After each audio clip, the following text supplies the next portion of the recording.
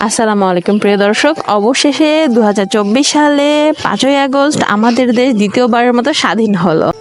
কত হাজার হাজার লাখ প্রাণের বিনিময়, ছাত্র জনতার রক্তের বিনিময়। এটা মাথায় রেখে আমাদের সবাইকে উচিত তাদের জন্য দোয়া করা এবং কোনো বাজে কাজ না করা।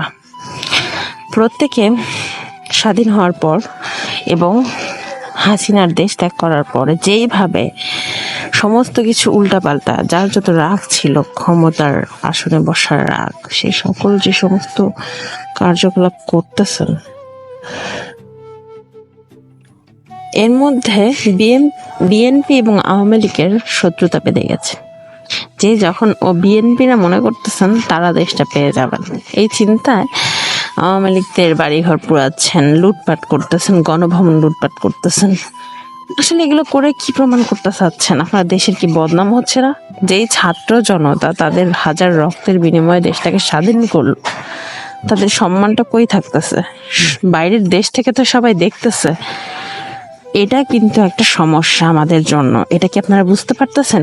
কারণ আমরা যদি এরকম করি, আমাদের বাংলাদেশে হাসিনা দেশ ত্যাগ করার পরে আমরা যদি বাংলাদেশে এরকম শুরু করি, তাহলে পারে বাহিরের দেশ সহ প্রত্যেকটা মানুষের কাছে আমরা কিন্তু খারাপ প্রমাণিত হব যে হাসিনা যেতে না যেতেই দেশের এরকম অবস্থা।